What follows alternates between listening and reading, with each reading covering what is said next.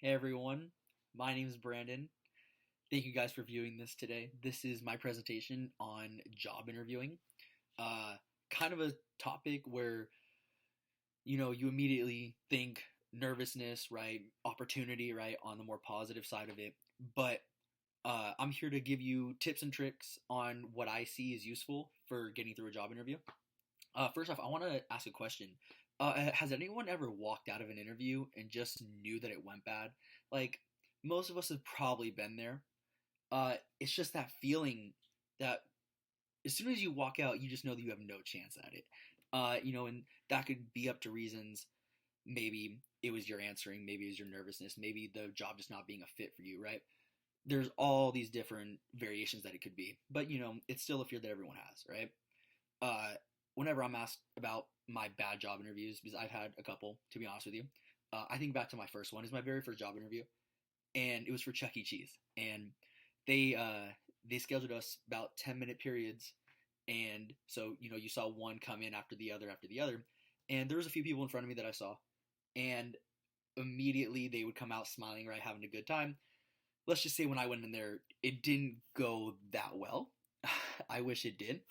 Um, but I saw that interview just not being good for me because I just wasn't prepared.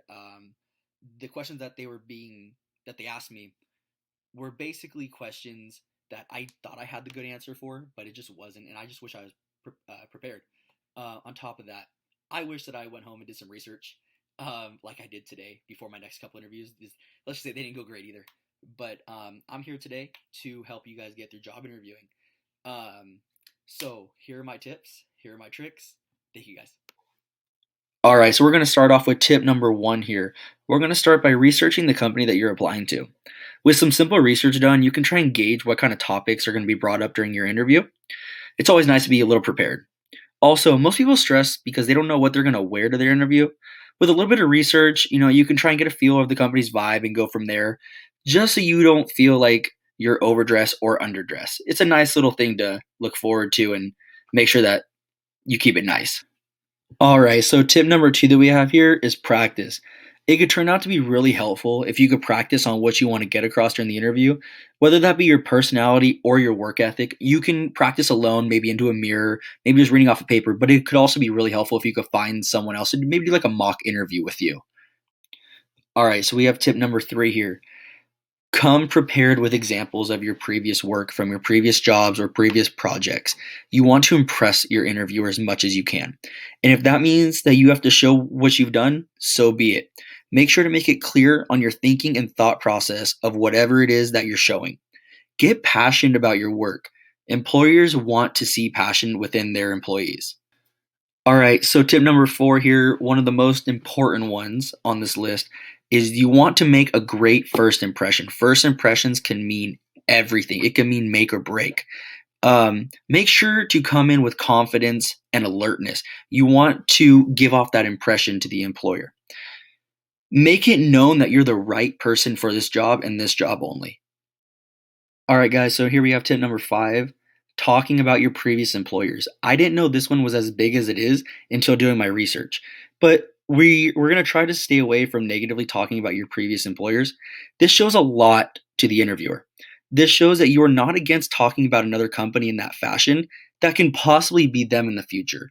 This is something that employers just want to stay away from. They don't want the drama, they don't need it. Also, continuing on to the same point, companies want to see people that are problem solvers. They want to see people who can overcome problems and learn to either fix it or adapt to the problem while still being successful. They don't need to hear all your complaining. They don't need to hear the problems. They just want to hear how you overcame them. All right, so we have tip number six here, focused answers. You want to try and keep all of your answers focused and clear. Try as much as you can to steer away from rambling and going off topic within your answers. By keeping them clear and focused, there's just going to be no confusion from either side.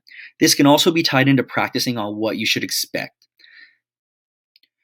All right, guys, tip number seven here, the final one, asking questions. Don't be afraid to ask questions. You can ask what comes next or anything to help them in their decision making. This shows initiative to the employer. Usually, the employer asks you if you have any questions at the end of the interview. Take advantage of that and roll. Take it and run. So we have question time now. After seeing all of this, are there any of the tips that you saw that you just disagree with, just do not like, anything along those lines? Or was there anything that you'd like to add to any of the tips that you saw today? That's all I have today. Thank you to everyone who made it this far. I really appreciate it. I appreciate the support. Good luck to everyone out there that has a job interview coming up or in the future. Thank you guys so much again. Later.